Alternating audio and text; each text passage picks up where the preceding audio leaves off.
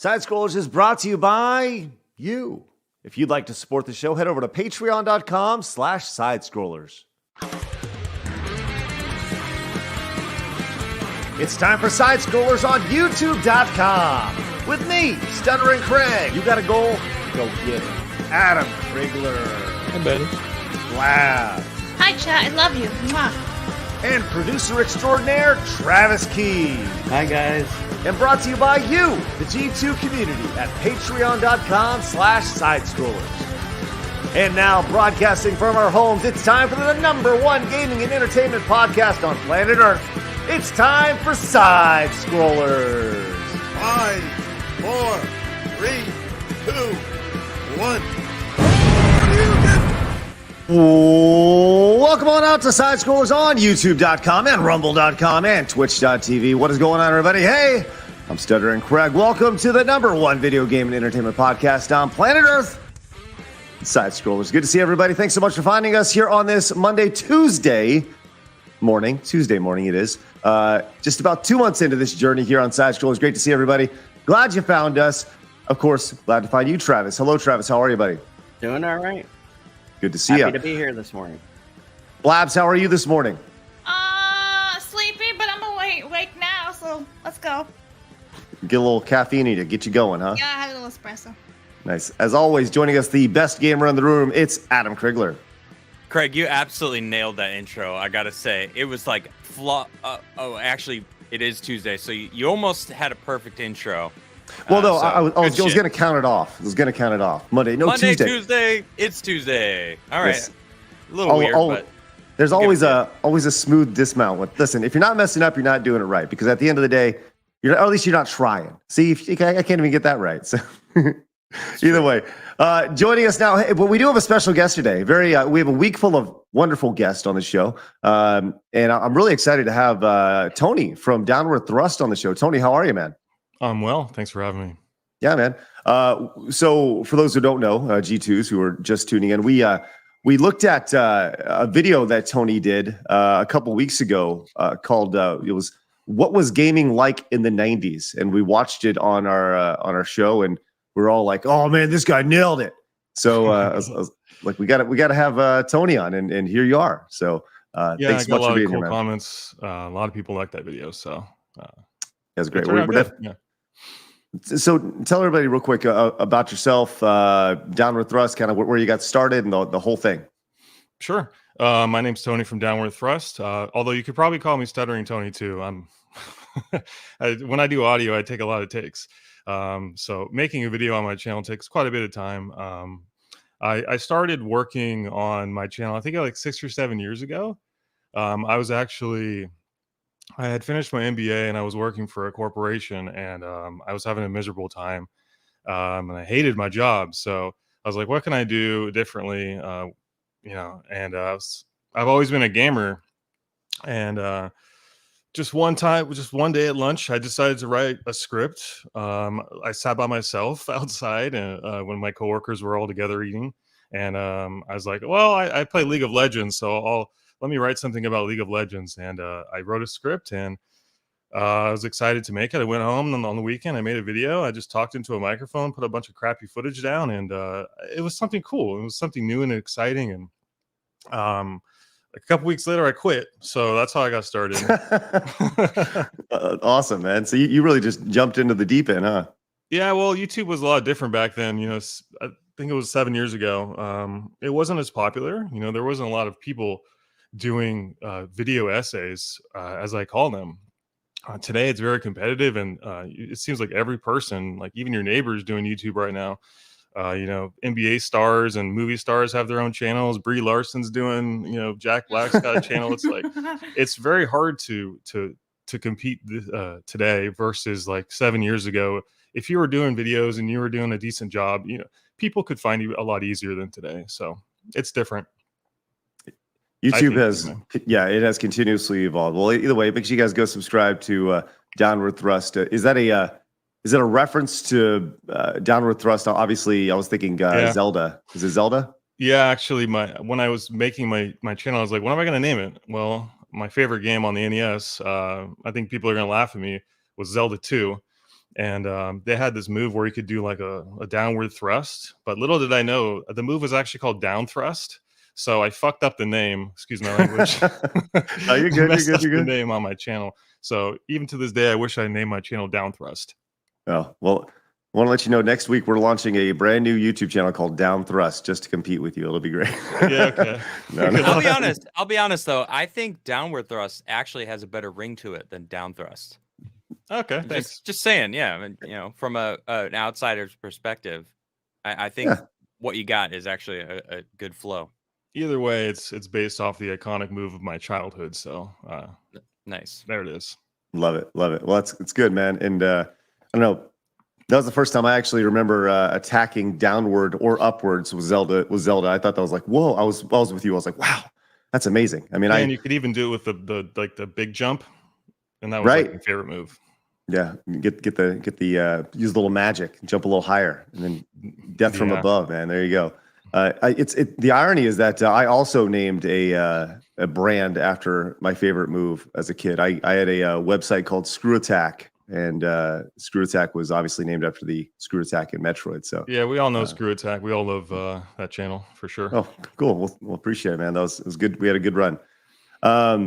Brad Crush-A-Lot came in as a Prime sub over on Twitch. Thank you so much. And Some Dumb One came back with a Prime sub for 2 years, 24 months. Is happy to continue to supporting the #1 video game podcast on the planet. There you go. Don't forget about entertainment as well. We do entertainment. So in addition to having Tony and Downward Thrust here on the channel, make sure you guys can find us over on Rumble today, as well as Twitch and YouTube. We are live over on Rumble, which is great. If you guys want to find us over there, casting the net as wide as we possibly can. You can also find us on Spotify and iHeartRadio. We have a tremendous lineup of guests in addition to Tony. Next week or tomorrow will be we're actually going to have the show on the Geeks and Gamers channel. It will not be live here on the channel, but it'll be syndicated afterwards. I'll upload the entire episode, complete with post show, over onto this channel, just as a little thank you for your patience. So you'll be able to find us live tomorrow on Geeks and Gamers. I'll put a video up reminding everybody about that. On Thursday, Blabs has booked Raging Rhino on the show. Blabs, who is Raging Rhino, and tell me more about them.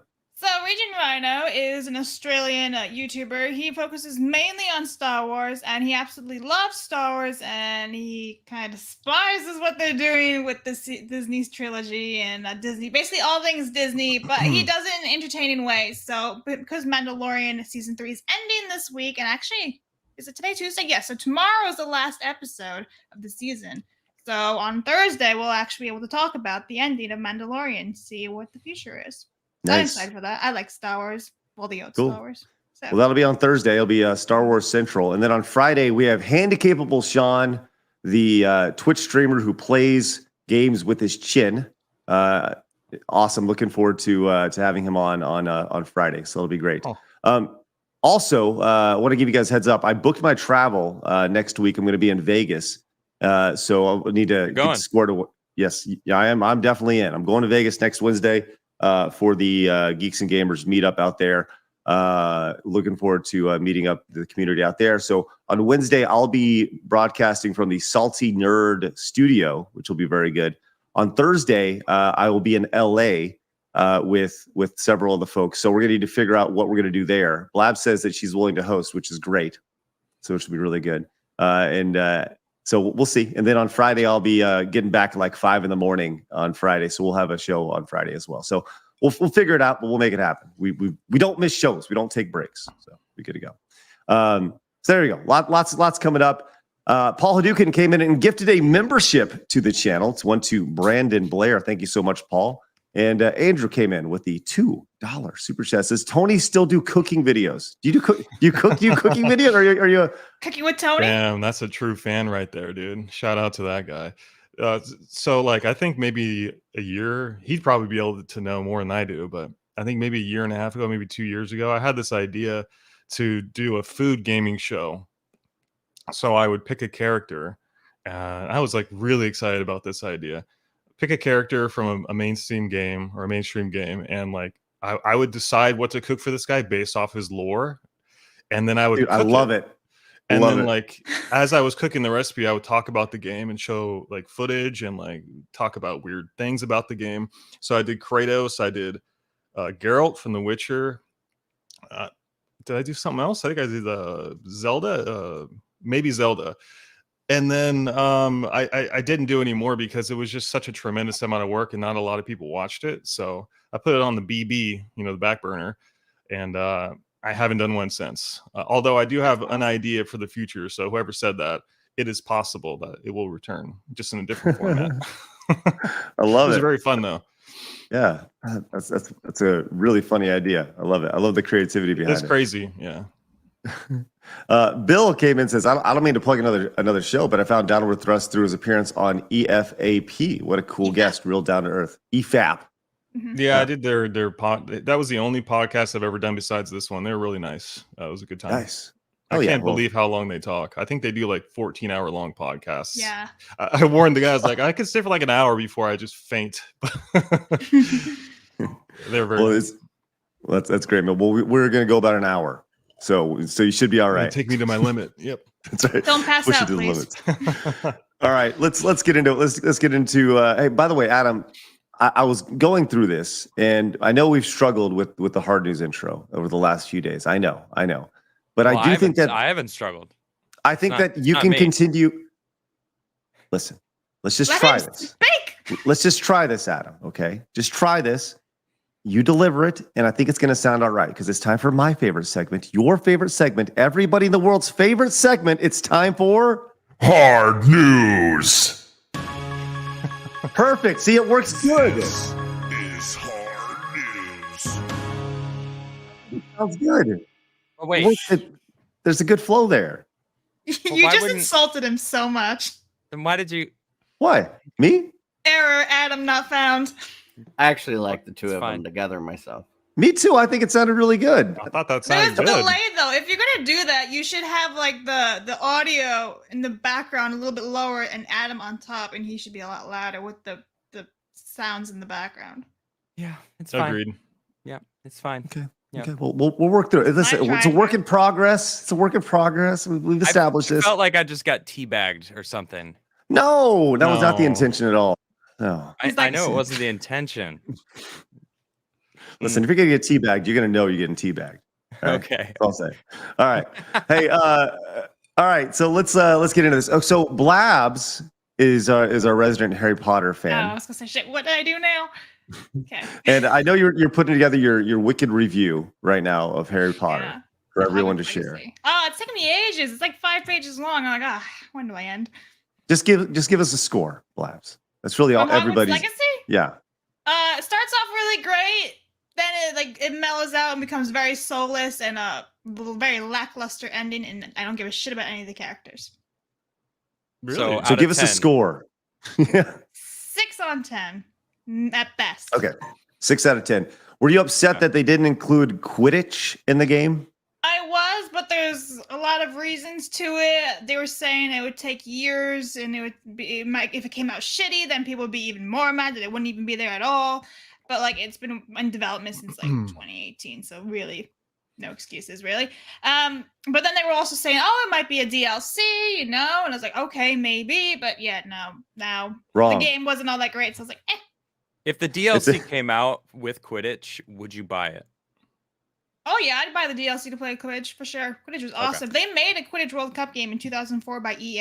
It's one of the best EA games that for Harry Potter ever made. It Okay. was awesome. I was gonna say, and you may or may not agree with me, Blabs, that Quidditch, even in the books, is a game that doesn't make sense anyway. What? So Banish him playing to the a game of underworld. playing a game of it doesn't make sense anyway. But Anyway. Tony, are you a I Harry love Potter Harry guy? Potter. I actually liked Hogwarts. I had never seen a movie, but I did play Hogwarts Legacy. And I wouldn't disagree with Labs. Like, I thought as the game went on, like the characters did suck, in my opinion.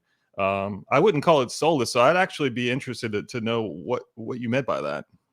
So I found everything was just kind of dead. It didn't really feel like it didn't really feel like Hogwarts. It didn't have the heart and soul of Hogwarts. I mean, there was these whole Victorian era sections in Hogwarts when Hogwarts is supposed to be medieval. So all of a sudden you have this Victorian, and it looks like a okay. museum. You've just been like plunged into a museum, just like bones, like of a old creature and all that. And you're like, what is this? Like a museum, or is this Hogwarts? You know?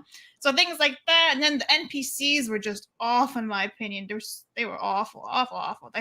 You would bump into them and nothing would actually happen. So I just found it overall to be very soulless.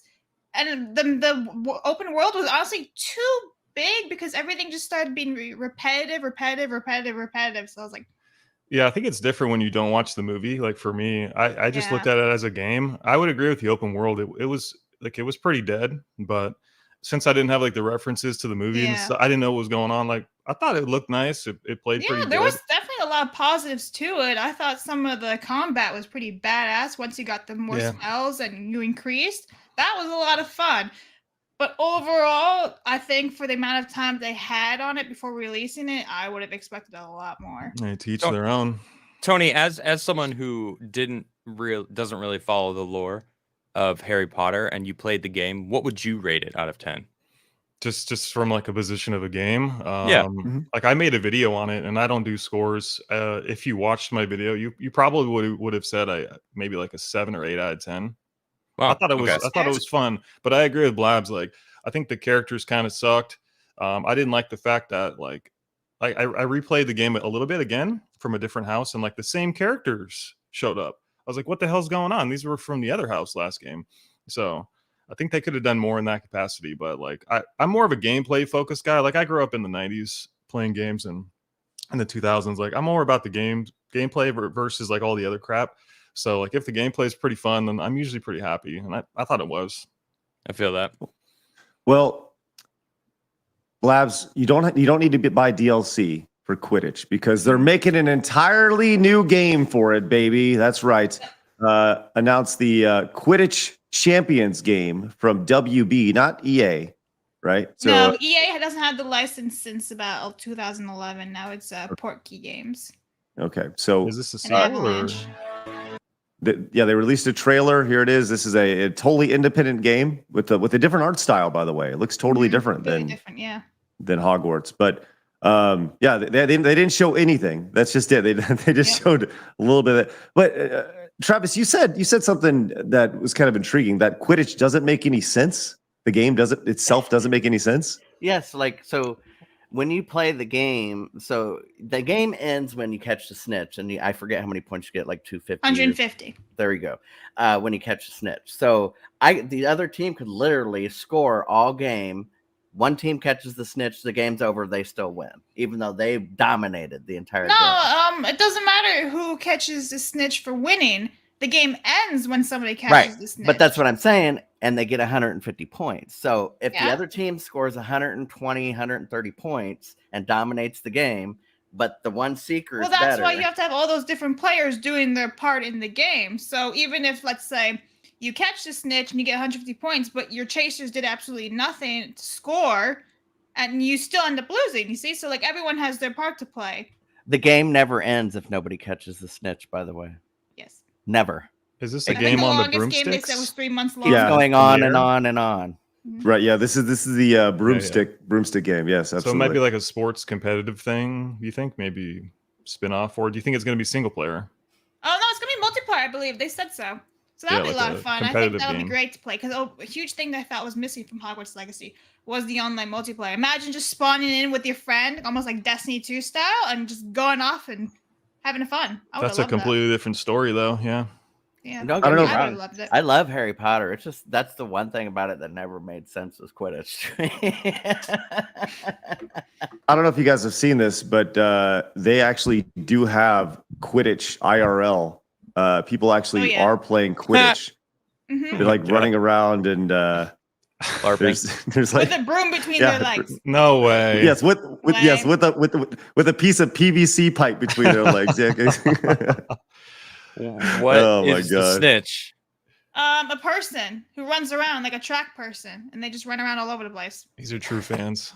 Have you guys ever seen that movie, that Google movie? I think it's called The Internship. There it is. It's got Owen Wilson and Vince Vaughn. Hold on. Sorry,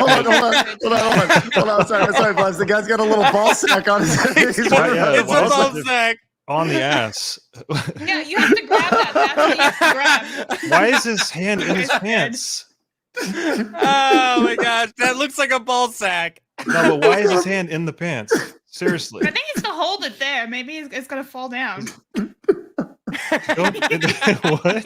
Oh, maybe he's protecting it. Is that the thing where they grab the balls? Yeah, so that's what they rip grab it to off? win, the little ball thingy. So maybe he's holding gotta it. grab and his it ass? falls Defensive down. mechanism. Yeah. Who knows? I'm sorry, this is the dumbest fucking thing I've ever seen in my life. That is Yeah, that I is think it's ridiculous. crazy too. I'm not gonna lie. Oh my god. Can we that's see so what the guy funny. rip it off or what? When he score? Does anyone score? Oh, he's holding it back. Man, I've been training my whole Oh life. my god. To This moment. to do this. It really feels good. I made my mother proud. I worked really hard. No one's gonna Oh touch my my tea bag. God. I meant the snitch.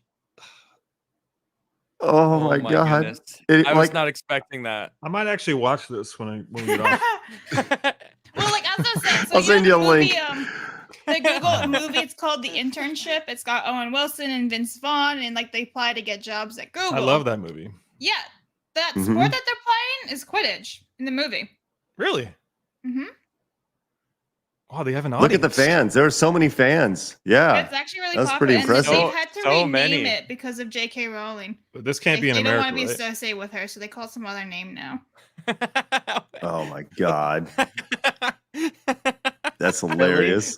They can't my call it goodness. Quidditch. Oh, Well, I think alley-oop. also man, for did you see the- copyright reasons, and Oh. because of they're trying to distance themselves from J.K. Rowling because Yeah, she's okay. offensive now.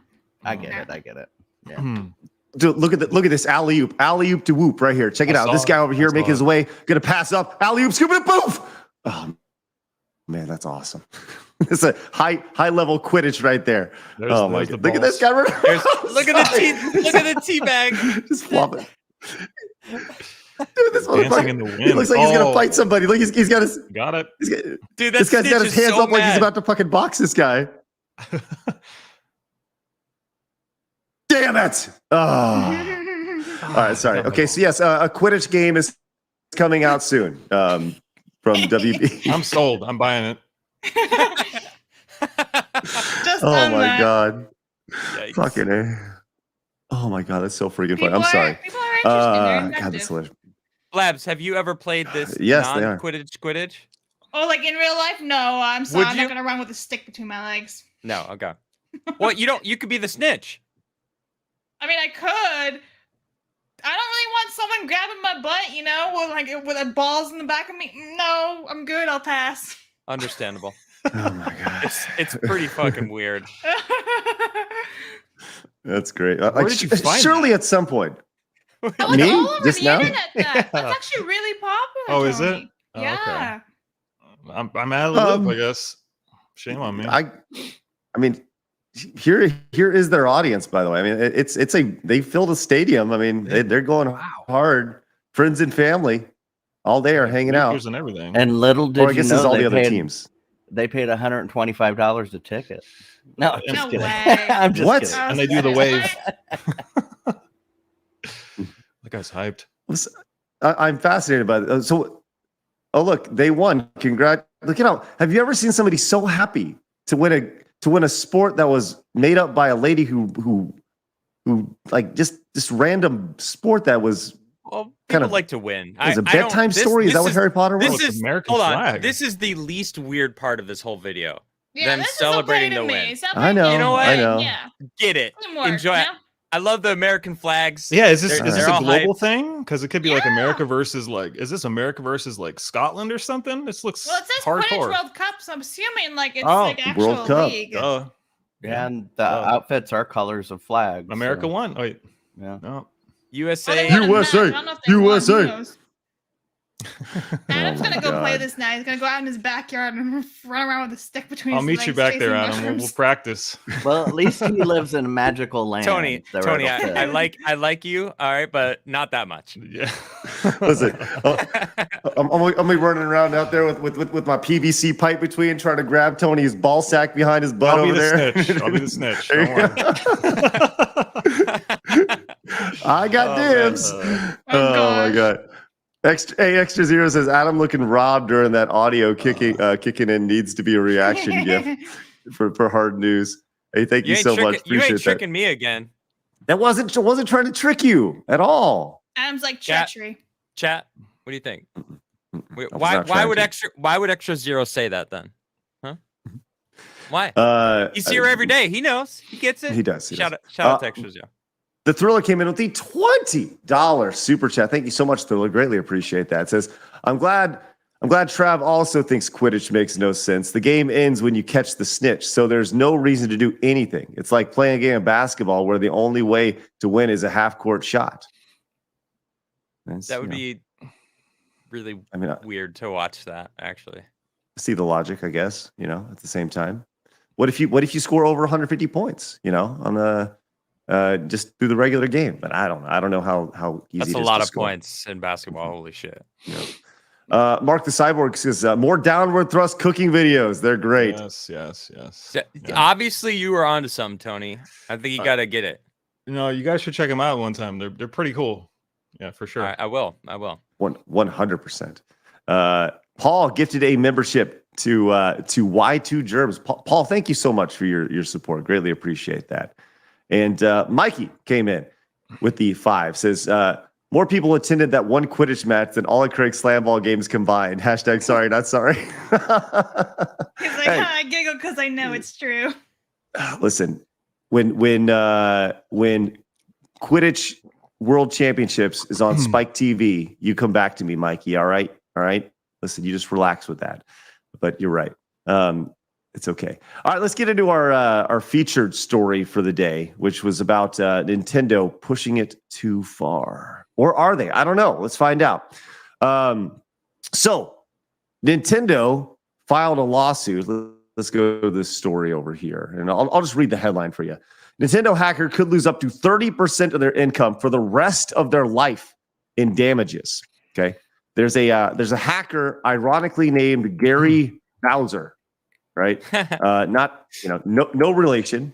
Can we just talk real quick? Do you know, like, the president of Nintendo North America his last name is Bowser too? Are there a lot of Bowsers in the world I can't imagine. I've never met a Bowser. Yeah. Nor have I. I mean, my dog's name is Bowser, but it's just kind of like a lovingly thing. But I've never met an actual person whose name is Bowser. So anyways, Gary Bowser will be released from prison early, but their punishment is far from done. It says Nintendo hacker was sentenced to 40 months in prison in 2022. Will be released early, but they will end up paying Nintendo back for the rest of their working life. In 2020, Gary Bowser, a member of the hacking group Team Executor, was arrested due to their involvement with the group that made, quote, at least tens of millions of dollars by selling emulation devices to play pirated Nintendo games. Now in April 2023, it has been revealed that Bowser is set to be released from the SeaTac Federal Detention Center due to good behavior and time served already. The story doesn't end there, though, as Bowser has already agreed to pay $10 million in damages to Nintendo. According to Bowser, speaking to YouTuber Nick Moses 05, Nintendo can take between 25 and 30% of Bowser's income for the rest of their working life. So far, they've managed to pay $175 back due to the job while they're in prison. So they got, wait. Hold on. Well, go back up. Yes. Okay, so this guy, they made emulation devices. Now, Craig, don't you have one of those? You held up a device. I don't know. Maybe you have it with you, right? Yeah, one of those things. Now, is that an emulation device? Does that have Nintendo games on it? Is this?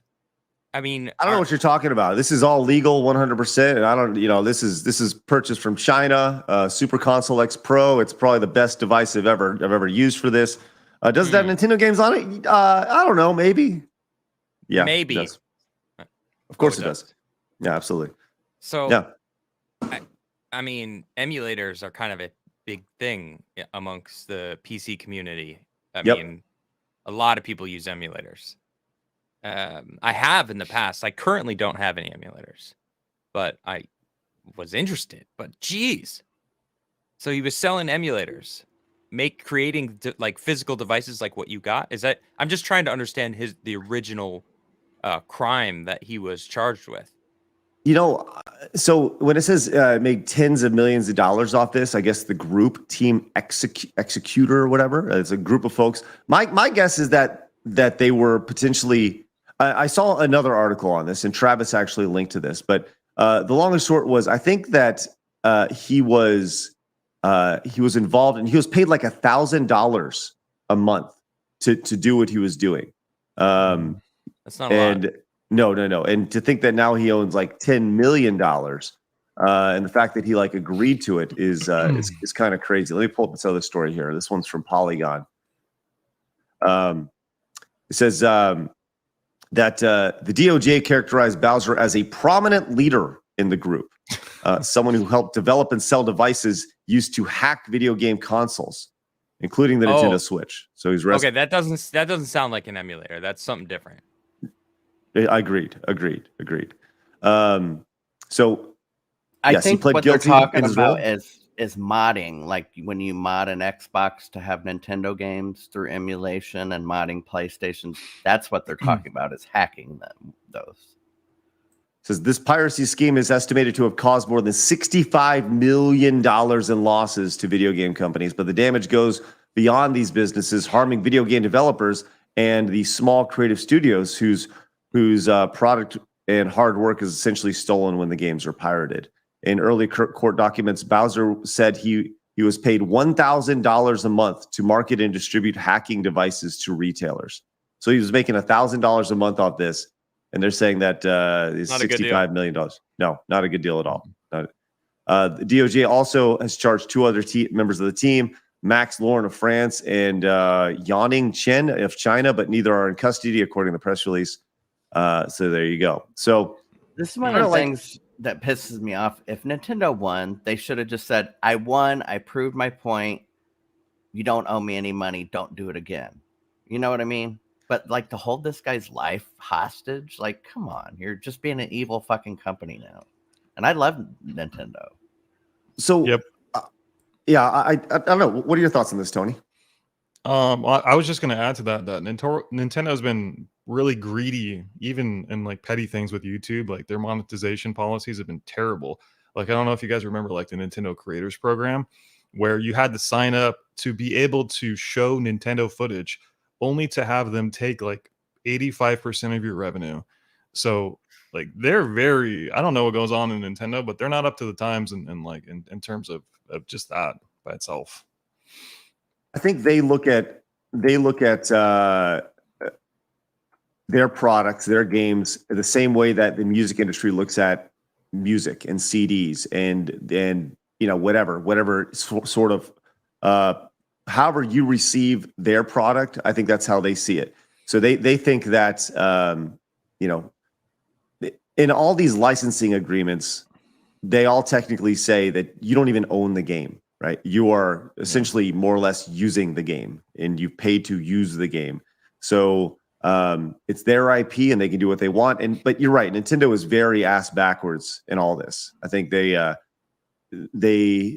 certainly aren't in 2023, and that's kind of where the title of today's thing is. Like, has Nintendo gone too far with this? I mean, yeah, $65 million is a ton of money, but it's a drop in the bucket for Nintendo, right? And that's the point. He said something in chat, I think last week or the last time we were discussing Nintendo. He said they're an amazing company that makes great IPs, but they're a terrible company when it comes to like customer relations. Or I'm butchering what he said, but it's along those lines. Like they're great and they're the worst at the same time because they're so far disconnected from their player base. Does he mean that in terms of like feedback or like connecting to their player base? Do you know what I mean? Oh, just look at the way that they handle like what you just mentioned about the Nintendo creator YouTube thing, where they're just like, okay, yeah, we have this program, but now we're gonna like basically take everything that you make because it's our stuff. Yeah, it's like, well, that why would anyone even want to do that program then? Why would anyone want to do that? If they, they're forced into it. Yeah. Which Oh, Mark just sucks because wrote what it's he free marketing basically for the company. Yeah. What do you But say? they don't see it that way. Oh, he says, incredible company who makes amazing games and a terrible company who is incredibly out of touch with the modern industry. Yes. Thank you, Mark. That's pretty good. Yeah. Yeah. Nailed it. And I think modern industry is the key word there, because like Tony said, it's free publicity. Get with the times. You know what I mean? Like, Yeah. Upus points out that emulators themselves are not illegal. However, selling ROMs is not. By the way, nice cap, Tony. And Extra Zero pointed out that Mad Little Pixel covered this and talked about how the real thing they got busted for was hosting ROMs on their site. Which thank you, Extra Zero. right. So I think the reason why Craig's thing was legal is because he's buying a device that happens to have free ROMs on it. You see what I'm saying? So the ROMs are free. They're not hosting them, or you know what I mean, selling them or whatever. They're selling him the device. It's a loophole. Right. And I think it's one of those things where if you were to download an emulator online, you see, you don't download the games. You just download the emulator because there is legal ramifications attached to that. So I could see the idea of hosting the ROMs, getting somebody in trouble. You're essentially giving away the games, I guess. But I don't know. My stance on emulation has changed dramatically over the past 15 years. Like, I used to be like, you need to play it on the console itself with a controller.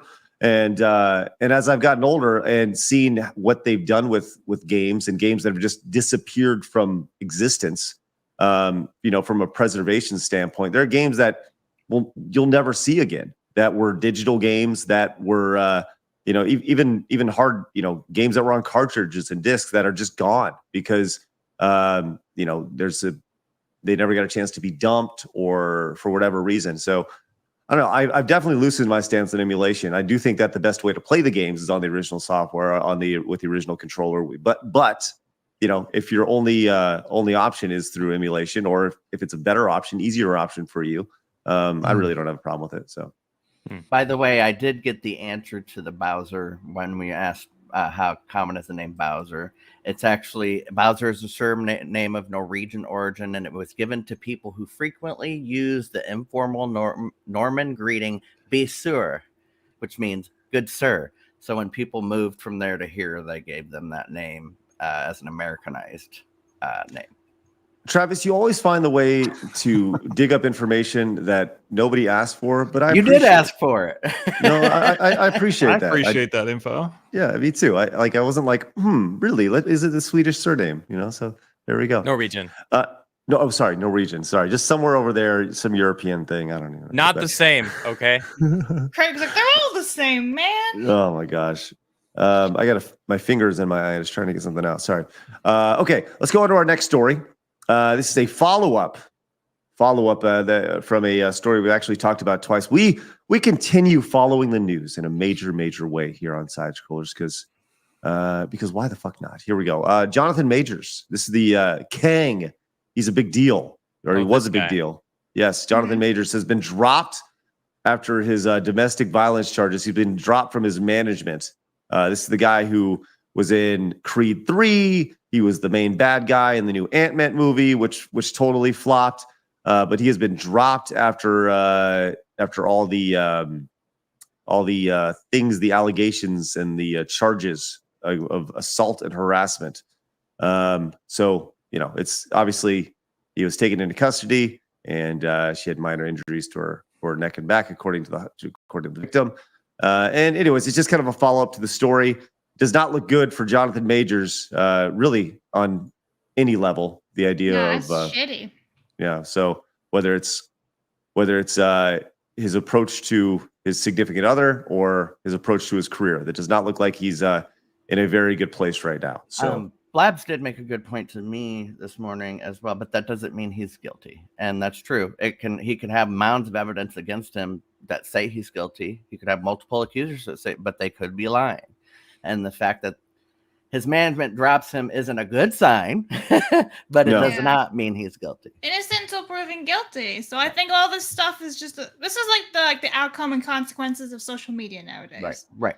So Right. And it's disappointing because, like I said, he could be totally false. It could have been one of the women, like an Amber Heard situation where she's just shitting all over beds and stuff, right? Yeah, I don't see this as a positive. People are like, oh yeah, get him fired. I'm like, you don't even know if he actually did it yet, and you're rooting for this guy's entire career to be flushed down the drain. Yeah, I don't like it. Right. Chaos Man came in with the $5 Rumble rant. Thank you so much. Says Craig, what are your thoughts going into the NBA playoffs? Go Lakers. Quick NBA final. Tony, do you follow sports at all besides Quidditch? Basketball and Quidditch. And Quidditch. What do you do in the NBA playoffs at all? I'm rooting for the Kings. Me too. Like Did you see how Craig's eyes just lit up? Yeah, I know. Listen. Well, I mean, I live pretty close to Sacramento, so it's do you? my hometown. Yeah. I'm rooting for them because they've sucked so bad for so long, and it's just good to see that. And now they're kind of good, and yeah, right, for sure.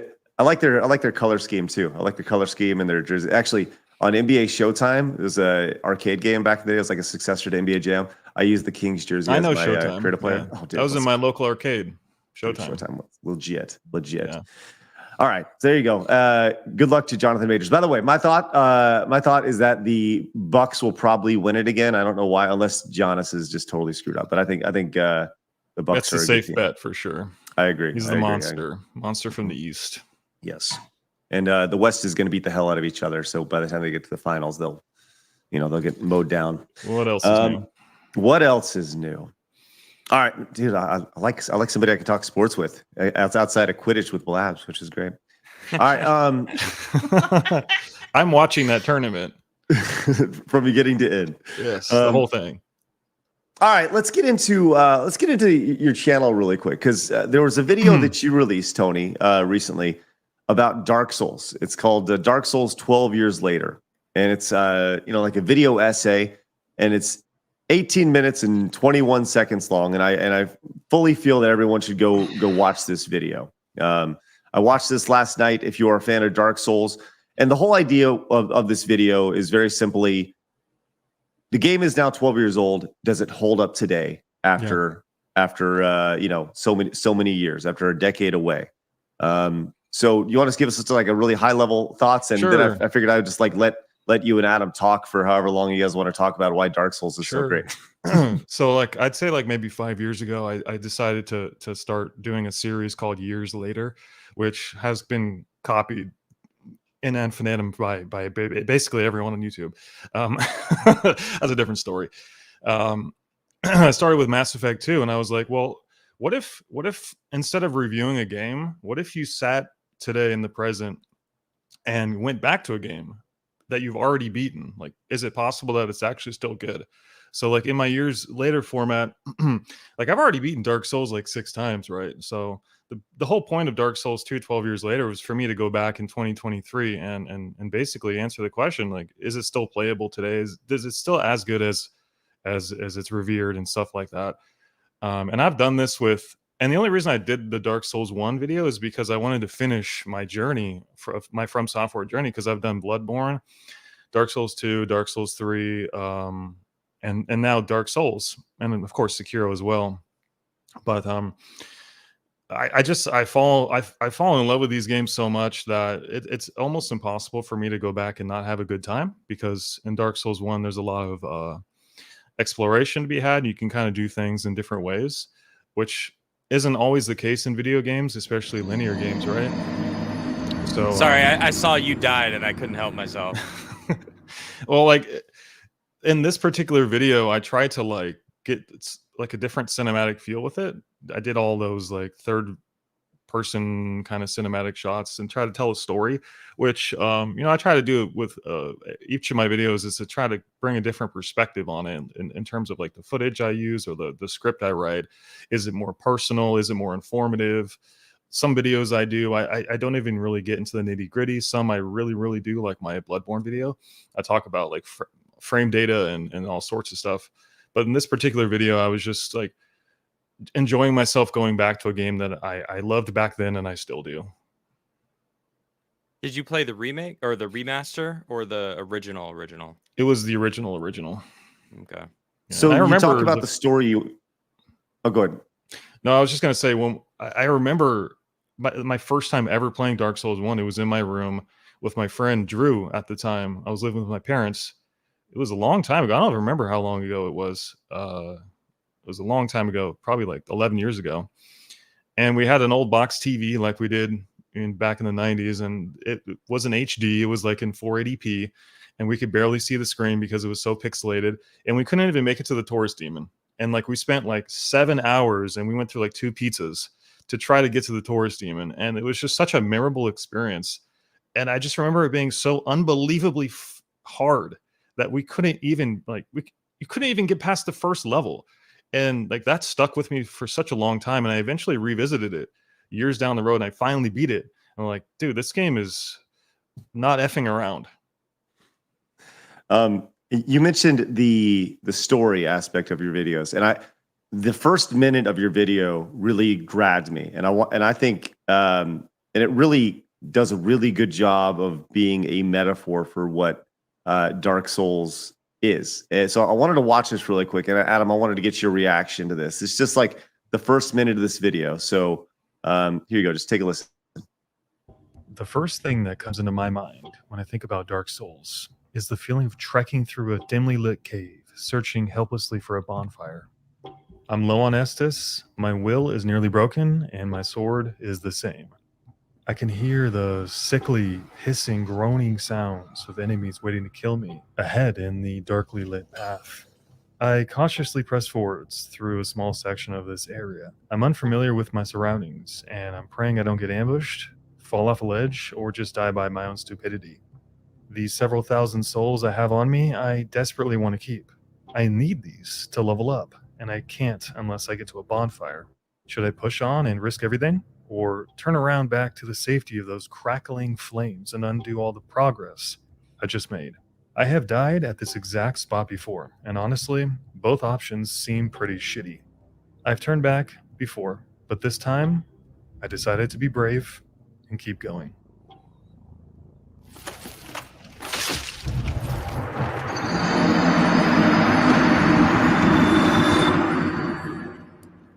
Can I ask a question? When you make a video, do you lower your register on your voice? And I only ask that because I could see ASMR viewers watching your content for that reason.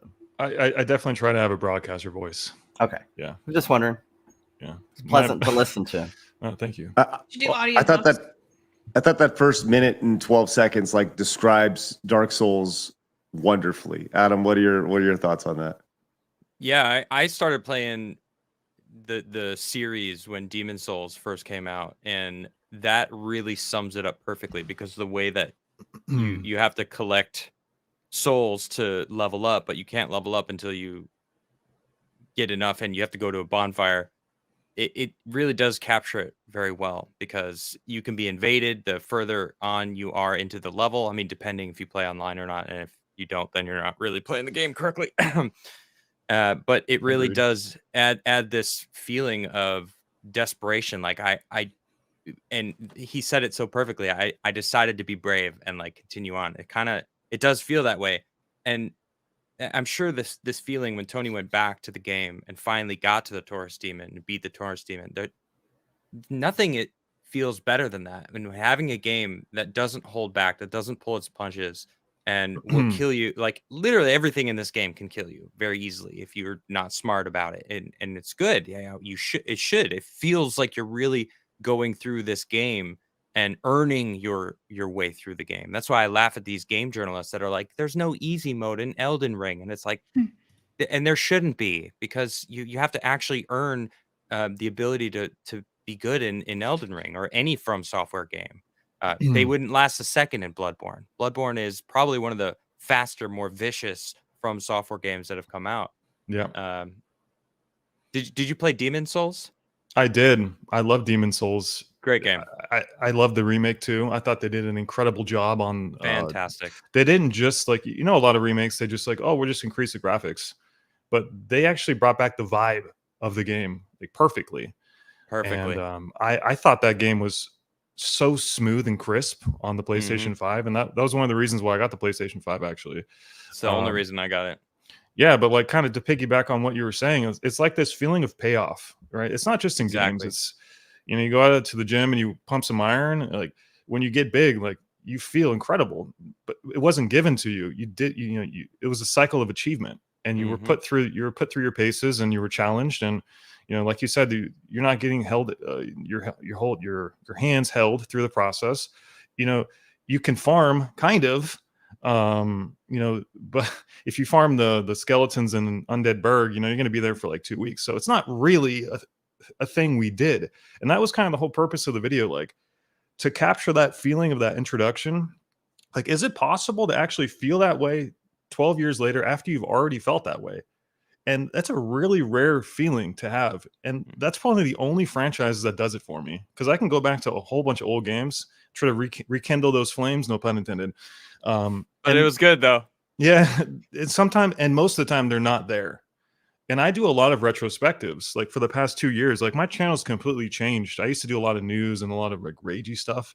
But as soon as I went back to, or as soon as I started to do retrospectives like Dark Souls and stuff, like you have to have a completely different perspective on things, because you're going back to a game that you've already played. So there's no way in any shape or form you're going to experience the game the same way. So I like these videos because they're fascinating to me, because you do have a new perspective, and the ones that do stick with you, I think, are like the true gems. And From Software, all the Dark Souls games and Demon Souls, and I can't wait for Armored Core. Same. Armored Core's gonna be good. Anything they make, it's all incredible to me. Well, they don't cater to the people screeching online that it's not easy enough.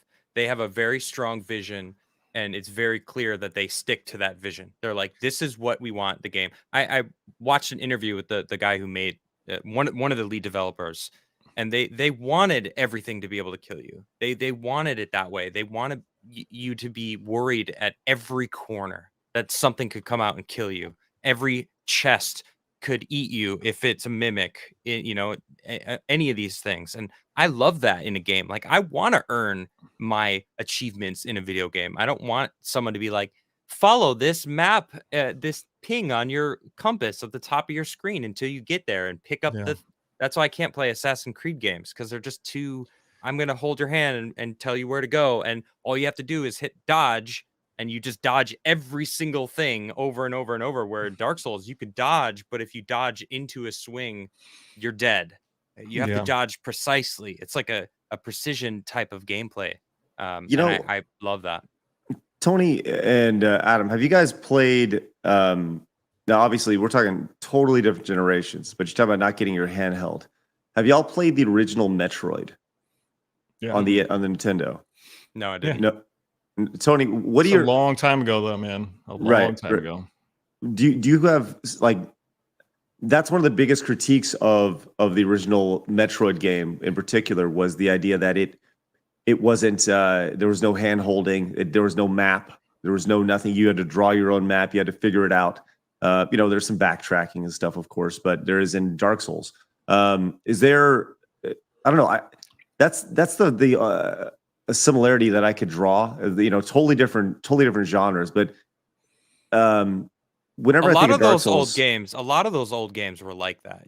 Yes. Think about the first couple Mega Mans. Like, Mega Man was a freaking pain in the ass, especially starting. Like, it got easier actually as you gathered new weapons to be able to fight other bosses and stuff and handle different levels and stuff. But a lot of these old games, they were vicious, and they were cryptic as shit too, like Simon's Quest. If you didn't have Nintendo Power, you were not beating that game, period, unless you called Nintendo Hotline to get past the holding the crap up in the air while you're facing the wrong side of the. Yeah. Speaking of, so isn't it Zelda 2 that has that one where you got to walk up to the wall and like do something crazy to get a door to show? I thought, like, play an instrument or something. No, he means the wall that grows when you use the spell. That's it. Yeah, you're right. But the whole topic of, like, I think we're all talking about accessibility, because that's a big topic in gaming today. Like, that's why Dark Souls is so good, because you always have the mini-map compass, like Adam said. You always have tutorials, and back then there was no tutorials. You got a little pamphlet. Here you go. What's the thing called? The booklet? when you got the game. That was my Right. favorite part of when I got a game for Christmas. I didn't play the game until I skimmed that thing from front to back. You know what I mean? You read all little item descriptions and Mhm. all the controls and stuff like that, and everything was colored, hopefully. But nowadays, all that's out the window, and I understand why. It's because they want to sell copies, and like when the Wii came out, it was so family friendly. It showed that like everyone, including your goddamn grandma, is capable of playing a game. And if you appeal to like the least common denominator, you could get a lot of money in this industry. So the games have changed a lot, and I talk a lot about that in my videos actually. I would love, Adam, to see you play the original Metroid. It's clunky. It's it doesn't hold up very well, but it has a very similar feel. I mean, you could argue, and Tony actually does. You actually argue that Dark Souls is kind of clunky in comparison to today. So Oh man, yeah, it really is. Playing Elden Ring and going back to Dark Souls. Yeah, I'll tell you about clunky. The thing about Dark Souls is, as revered as they are, they're actually very simple games, and a lot of them are very clunky. Even if you look at like Dark Souls 3, it's an R1 spammer. That's all. There's no combos. There's no linking combos like a fighting game. Yeah. It's a very simple combat system. You hit R1 when it's safe, and you dodge when it's not. If you're a god, you can parry. Not for me. I'm not taking that chance. But I'm a parrier. Are you? Okay, Oh, then you're on another level than me, dude. You're up there. It was Bloodborne. Bloodborne taught me how to. I couldn't do it in Dark Souls 1, Demon Souls. Then I played Bloodborne, and I can parry in Bloodborne. How are you not a parry god then? If you can handle Bloodborne. No, Dark Souls, you get your ass kicked if you miss a parry. In Bloodborne, you can you can rally back some of that damage, right, with the rally system. But in Bloodborne, if a Black Knight hits you and you fuck the parry up, you're dead. Sorry. That's true. But I actually like Bloodborne a lot more than all the other Dark Souls games, for the combat at least. I love that system, and I love the frenetic, fast pace. I love the dodging mechanic in the iframes. That's probably my favorite From Software game, honestly. That's what a lot of people say. Bloodborne is very much on the top of a lot of people's list. And where is number 2? Come on, From Software. The people want it. Yeah, well, I think that's why there's no Bloodborne 2. Some of the greatest movies, in my opinion, like Interstellar, there's no sequel. Like, if you want to watch Interstellar, you go back and watch Interstellar. If you want to play Bloodborne, you go back and play Bloodborne. Maybe they'll cash in at some points, but I feel like everyone's so on board with From Software now. No matter what they release, it's going to sell like 50 million copies or whatever. So I think they're free to do whatever they want, and I'm excited for it. I'm glad they're going back to Armored Core, because I think it didn't get enough. It wasn't as popular as it should have been, with the destructible environments, the way that the people love mech stuff, and it looks like, from what I never actually played Armored Core, but I did a lot of, like, when they announced Armored Core 6, I was like, how did I ever miss Armored Core? I never played Armored Core either, dude. Never. And I'm like, how did I miss this stuff? And every single gameplay video, I'm like, this looks awesome. Like, wow, damn. So I'm really hyped to see what they do. Yeah, and I wonder what they do with the Soul series going forward too, because I think they're done with the Soul series. They're probably done with it, right? Yeah. Yeah, I think so they are. Can I ask you how you felt about Sekiro? Shadows Die Twice. Sure. Sekiro took me a little while to actually adapt to it, because it was much different with the grappling. I don't know what it was about it, and when I finally sat down and was like, I'm gonna get this game and like really get into it, I fell in love with it. And it has its own challenges. It's different. I hit some major roadblocks in that game where other games I didn't. Like Bloodborne, there was a few times that I was like, I don't remember the boss on the beach. Do you know what I'm talking about? Yeah, what's her name? The creepy, the placenta orphan of Kos. Orphan of dude. Oh man, I've never broken a controller, but you threw your chair across the room though. That boss was a challenge. But Sekiro, it felt like it happened all the time, and it's because they really nailed every boss fight has its own style of fighting versus. Yeah. Like you said, like Dark Souls 3, even the newest Dark Souls game, it really was just an R1 spammer. You can get by just dodging at the right time and hitting. Yeah. But in Sekiro, it was like, no, none of that. You have to like learn how each boss moves, and each one moves very differently. And I don't know. I had a rough time with that game, but I love that game. It's beautiful. The aesthetics of that game, the world that they built in Sekiro is incredible. So I 100% agree with you, Adam. I struggled so much with that game, and I think because it like you said, it's like a technical game. You know, you have to Mhm. be very precise with the parry mechanic, which is definitely not the case with Dark Souls. Like if you want to just be a meat grinder and just get a Havel shield and sit there and just take the blow, and then you can Poke him with a spear. R1. Yeah, or yeah, you use the lightning spear or whatever. So much more easy. Like it's less like mechanically demanding versus like Sekiro. If you're not like, if you don't have like dexterity, you're gonna like, it's gonna be a tough time for you. And Yeah, for the the longest parrying time, is clutch. yeah, that's the one From Software game that took me the longest to get on board with. Yep. But it probably has like the most legs, and at least in like the combat system. There's a lot of depth to it. There really is. Yeah. And seriously, the world of Sekiro, even my wife would come in the room and be like, "Wow, that's a beautiful game." That's And yeah, it's yeah. rare when she's like interested in the way she loves world building and stuff and story crafting. So she saw Sekiro and was like, "This is incredible. Like, show me around." It's like, "All right, sure." That's Uh, rare. That's rare to. My friend has a. Whenever his wife comes in the room and like, "Whoa, this looks really cool," that never happens. Right. She- Exactly. yeah.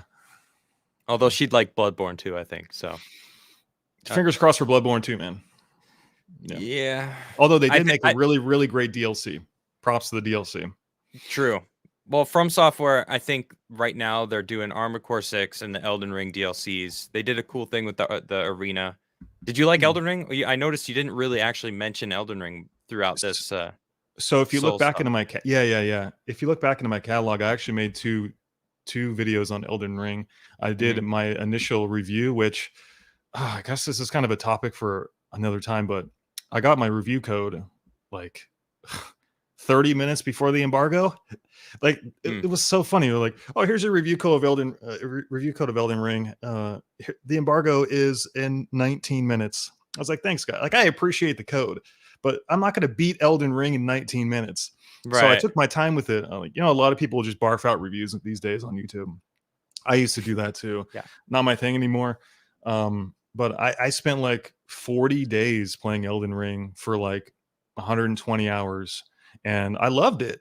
Then I went back to it about 3 weeks ago, maybe a month ago. Again, like in that same format with my Dark Souls video. Like, is it actually good in the same way after you've already beaten it? And I Yeah. actually felt that Elden Ring was not as good as a second time through.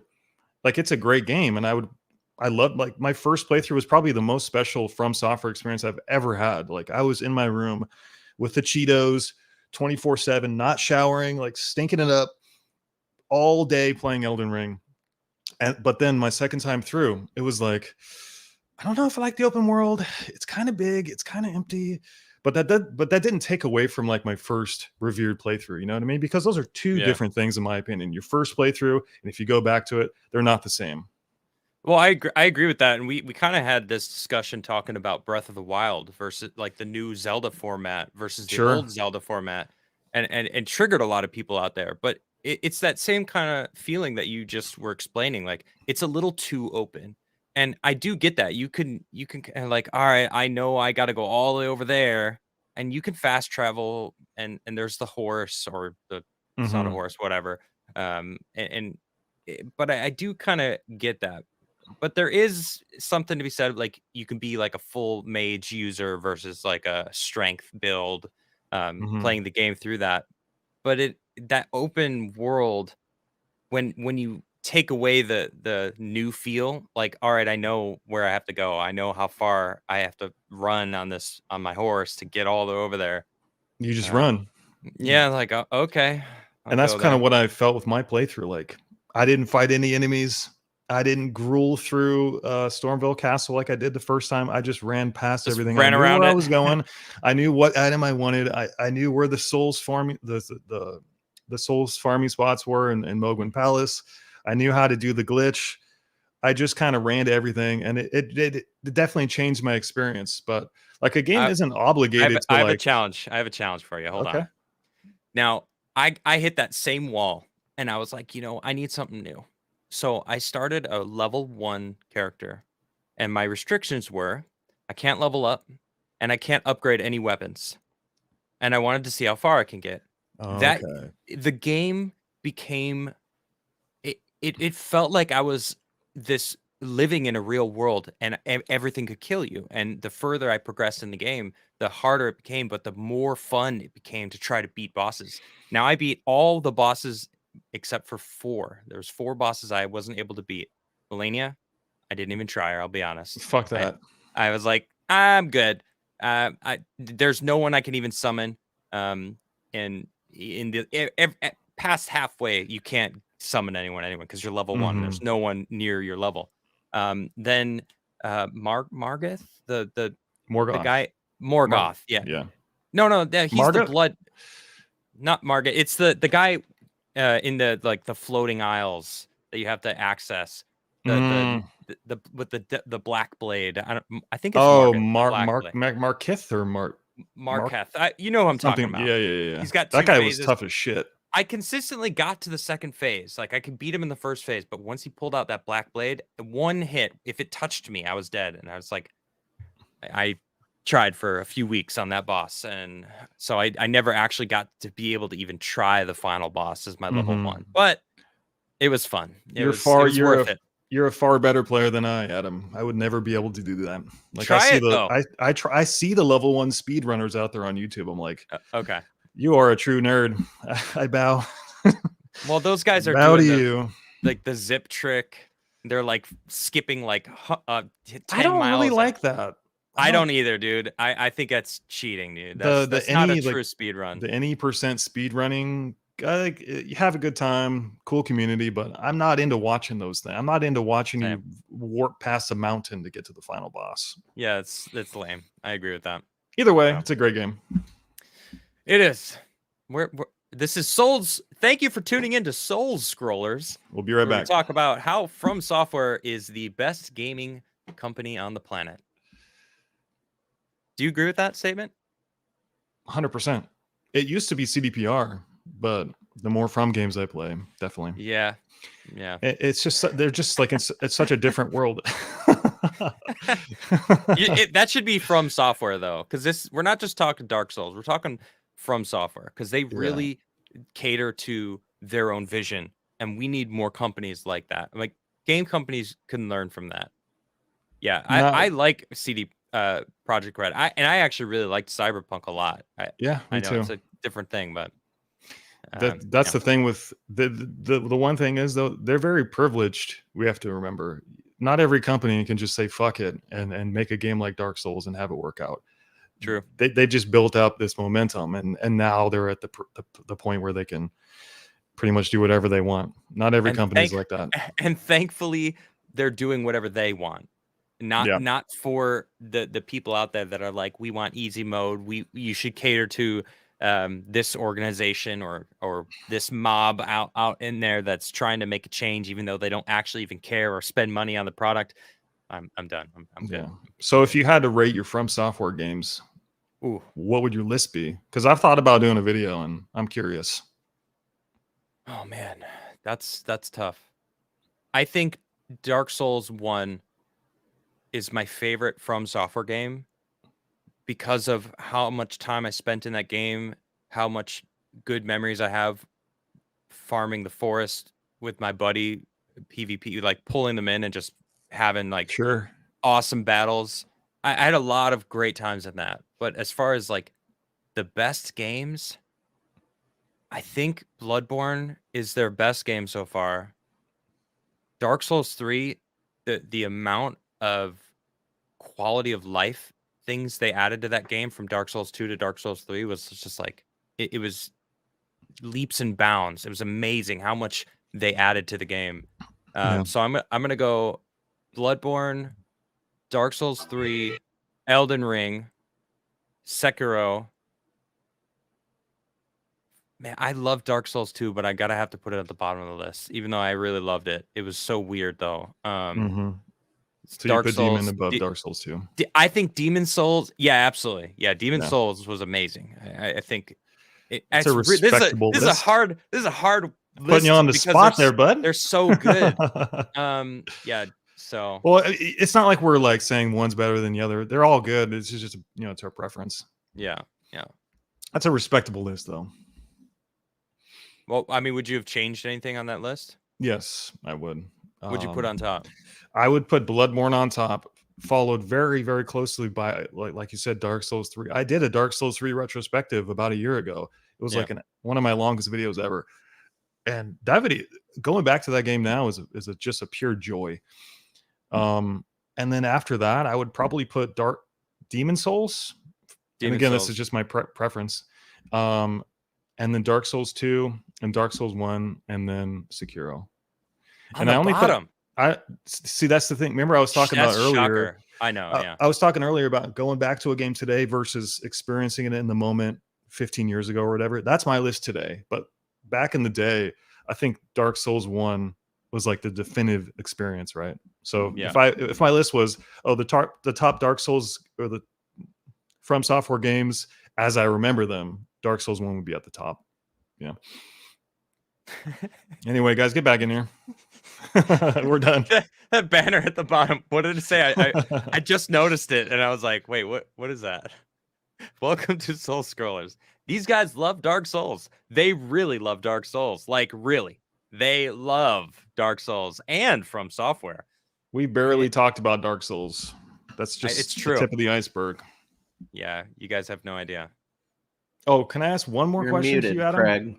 I know you guys, while you guys are all muted. Yeah, by all means. What did you think about the cooperative element in Elden Ring and the PvP since things were a lot different?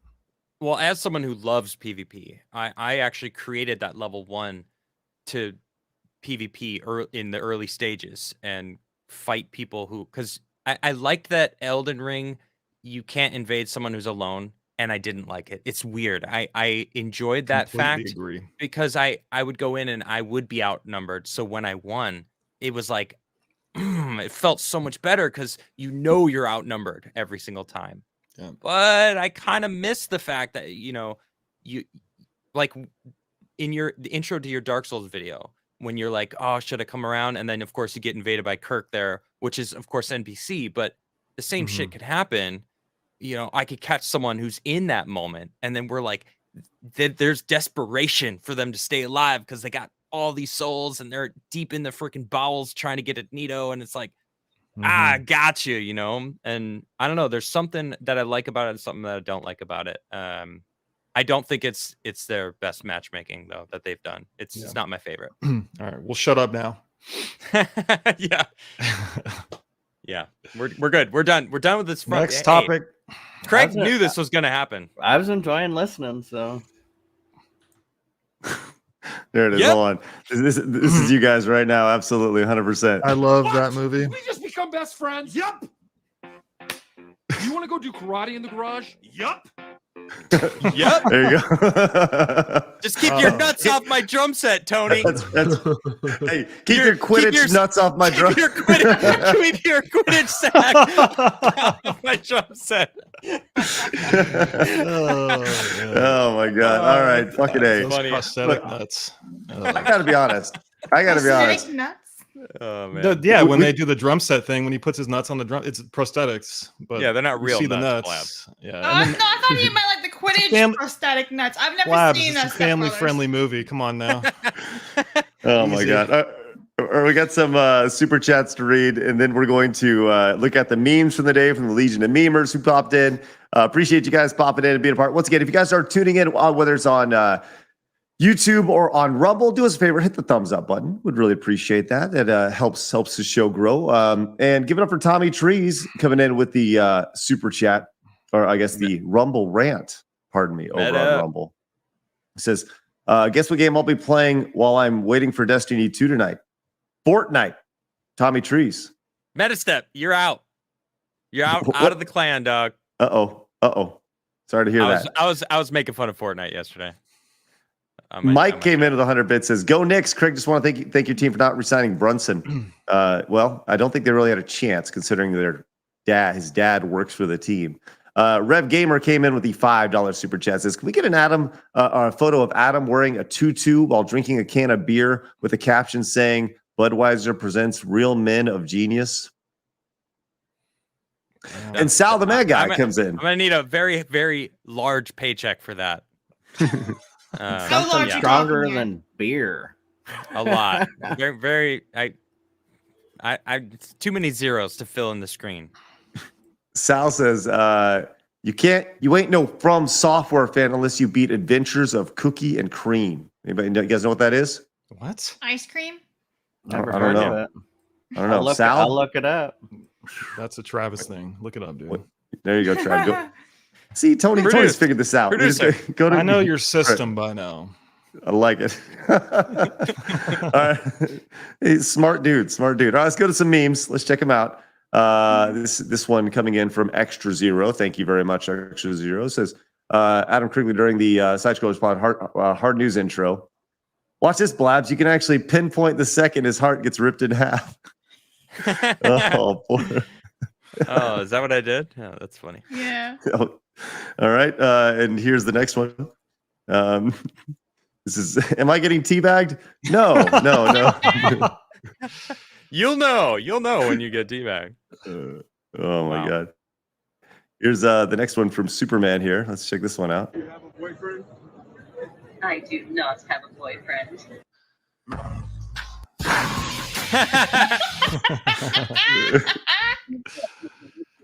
What?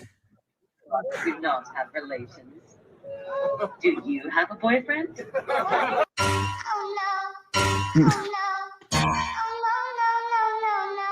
What the hell was that? What the hell just happened? That was so weird. Travis, you're like a robot? Travis is a Terminator, confirmed. All right. Here's another one from Extra Zero. I didn't realize this is what you. Oh my God! Look, this is insane. Look at Adam's poor face during the hard news intro. Check this out. Poor guy. What? Oh, darkness smiled. Yeah. I feel so bad now. Watch me do hard news ever again. All right. I want to be really clear. That was not my intention at all. Like 100%. But it happened, and there's this I don't thing regret called it. the brain. You should use it. Appreciate that. Wow. Such a sweet boy. Sometimes. I actually think it sounded good together myself. I thought so too. Yeah. You said that. That's fine. I thought it sounded good. And let's go to our last one. This is from No Green Rocks or Superman. Here we are. It says, hardcore Muggle Quidditch looks insane. Let's check it out.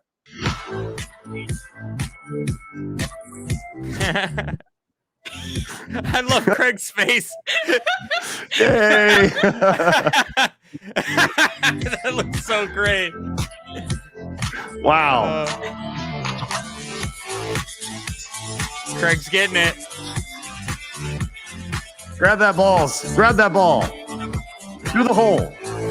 Woo! Where's the ball sack? I was wondering myself. There we go. Nice. That's awesome. Wow. So technically they're still playing, right? Because no one caught the snitch or right? Snitch is it called? I don't actually remember. Yeah, the yellow is a snitch. Yeah, the teabag. No one caught the ball sack. So Tyrant says my rendition of hard news is better than Adam's. Wow. Oh well. I guess we'll never know. Simp. Guess we'll never know. Awesome. Wow, that was great. Oh, and by the way, Cookies and Cream apparently is an old school game from Software. Cool. Why aren't you pulling it up? Yes. We'll have to try that one out. Sure, we will. I thought it was ice cream. I was like, oh. Yeah.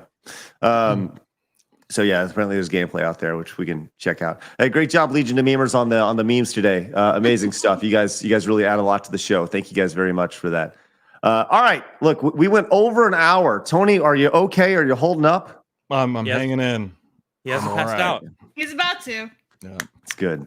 All right, well, we're gonna head over to Patreon right now. I would love for one of y'all to head over to Patreon and join us. If you're watching over on YouTube, you're thinking you're on the fence. You're like, hey, These guys are fun. I'd like to hang out with them a little bit more. I'd like to support their show. Today would be a great way to do it. Head over to patreon.com/sidescrollers and support us over there. Travis, before we get out of here, is there anything you want to say? Follow me on Twitter. It's right under my face. Sounds good. Blabs? Follow me on Twitch and Kick. I want to play Zoo Tycoon 2 this week. I'm going to play it. I don't know when. It's going to happen, though. You should do it. Absolutely. Adam? Well, thank you for tuning in. Tony, I had a great conversation with you. I could talk From Software stuff all day long.